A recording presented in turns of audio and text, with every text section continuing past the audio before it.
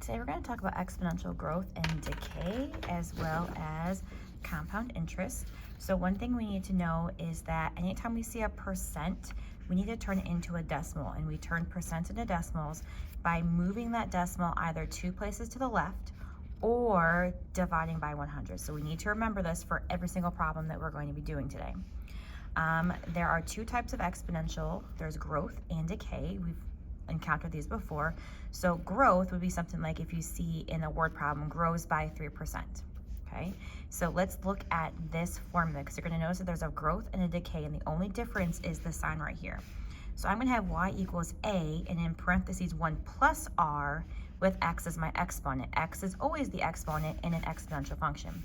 So a is my initial value, r is my rate as a decimal, and x is going to be the time in years. So exponential growth occurs when a quantity is exponentially growing over time by a fixed rate or percent. So if I see something like grows 3%, I need to turn that 3% into a decimal. So 2 ways I can do that. I can divide by 100, or I can move my decimal 2 places to the left. There's a decimal here. So I go 1, 2, and I fill in zeros. So what I have here, if I'm looking at this piece there, I have 1 plus 0.03, which means I have 1.03, and that's going to be what's inside this parenthesis right here. Now let's look at decay. So decay, everything here is the same. The only difference in my formula is instead of 1 plus r, I have 1 minus r. And exponential decay is going to occur when a quantity is exponentially decaying over time by a fixed rate. So if I have decays by 3%, so again, move that decimal, it's always in the very far right. If I don't see one, to the left 2 spaces, I'm just going to have 1 minus 0.03 now, and that's going to give me 0.97. Now you're going to notice we talked about the value here being that b value. If it's less than 1, it's decay, which this is less than 1. If this is bigger than 1, it's growth, and that is bigger than 1. So now let's look at some word problems here. So I have Anthony. He's buying a fancy new electric car for $50,000. If the car depreciates 10% per year, we're going to use an exponential function to find the value of the car in 7 years. So I see this keyword depreciates. That tells me I'm working with a decay function. I also want to identify all the different pieces I'm looking at. So if I'm working with decay, I'm going to write the formula, which is y equals a times 1 minus r to the x.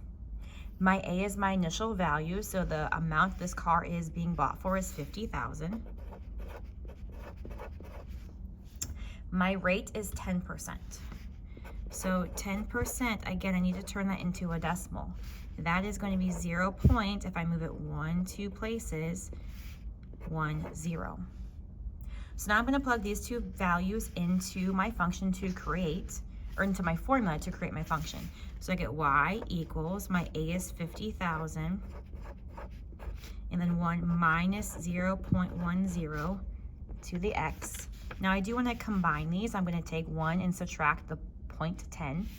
So I'm going to get y equals 50,000, and that's going to be 0.9 to the x.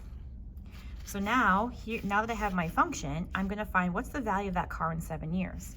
Well, that 7 years is going to be my x value. So I'm going to take and plug in place of x 7. So y equals 50,000 times 0.9 to the 7, and that's going to be where my calculator comes into play. So I'm going to plug this in my calculator. So I've got 50,000 parenthesis 0.9 and go up to my exponent, and that is 7. I'm going to hit enter. This is the value of my car after it depreciates. So I'm going to record just 2 decimals, so 0.85, because money only has 2 decimals. So my value is going to be money, right? We're talking the value of the car, $23,914.85. Okay, let's look at this next one. Lena's uncle invests $1,800 when she's born for a future 18th birthday present. The value increases, that's a keyword that tells me growth, by 9% each year. We're going to use an exponential growth function to find the value of the investment on Linda's 18th birthday. So my formula for growth is 1 plus r to the x. A is the initial amount, so we're investing this $1,800. My rate here is this 9%. I need to turn that into a decimal, so it starts here 1 2 places, which means 0.09. So I'm gonna plug these two values into my formula to create my function.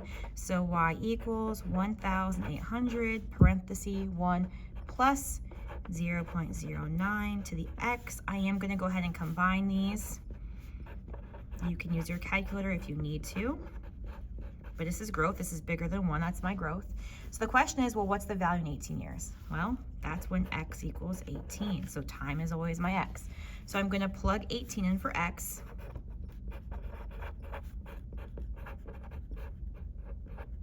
And then again, I'm going to plug that directly into my calculator. So I'm going to do, let's see, I've got 1,800 and then times 1.09 in my exponent of 18.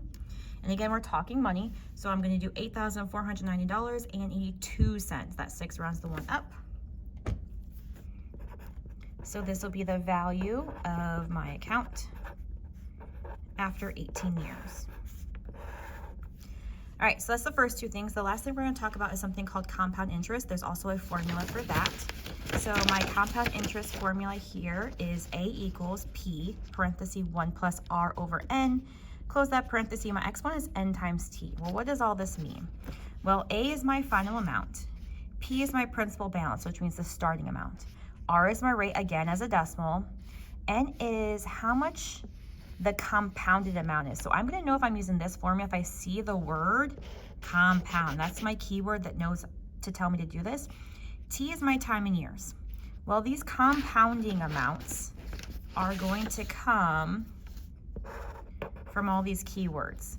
So how many times it's compounded in a year depends on which keyword is. So weekly, there's 52 weeks in a year, so my N would be 52. Quarterly happens 4 times. Monthly, 12. Semi-annually happens twice. Annually happens once. This is how many each of these different pieces occur within a year. And that's gonna be the value I use for my N in that formula off to the left. So let's do some practice problems here. So again, I'm gonna be plugging things in my calculator once I've done the initial setup. So here I have a savings account that has an interest rate of 3%, compounded semi-annually. So here's that compounded, so I know I'm using this formula. And this semi-annually tells me how much is compounded by. If Paul invests $5,000, how much will he have after 6 years? So first of all, my rate here is 3%. I need to turn that into a decimal, which means I'm gonna move it 2 to the left, so 0.03. Semi-annually, if you look at your keywords over there, that means N is twice. Semi-annually happens twice in a year. So we're gonna plug all that into my formula. So A equals P, which is my starting amount, so I'm starting at 5,000. Then I got 1 plus my rate as a decimal, so 0.03. Over N, and we just said was 2 because of semi-annually. My X1 is N times T. So I've got N times, well, here's my time here, 6 years. I'm gonna plug this in exactly how I see it into my calculator. So I'm gonna type in, I've got 5,000, parenthesis 1 plus, I'm gonna do that green button, the button next to it to get the up and down fraction. I have 0.03 on top and 2 on the bottom. Close that parenthesis. Make sure you go up into the exponent, and I'm gonna do 2 times 6 in that exponent. I'm gonna hit enter, and I get $5,978.09. $5,978.09. So it's all identify the information, plug it in your formula, then use your calculator. We're gonna do the same thing over here. Last problem, Taylor applies for a loan with an interest rate of 4.2%. So I'm gonna start by taking that 4.2%. We're gonna turn it into a decimal by moving it 2 to the left. So I get 0.042. And then let's see, compounded, there's that keyword monthly. So monthly, there's 12 months in a year. We're starting with the loan for $10,000. How much will she pay back after 4 years? So I've got A equals my initial amount. So we borrowed 10,000. 1 plus my rate as a decimal, which is 0.042 over N, which is 12. My X1 is N times T, T being there's 4 years on the loan to pay back. And then we're gonna plug that in our calculator. So let's see, I've got 10,000. Parenthesis 1 plus that big fraction, 0.042 over 12. My exponent is 12 times 4, and I get this amount here, which is going to be $11,825. That's going to round to 90 cents.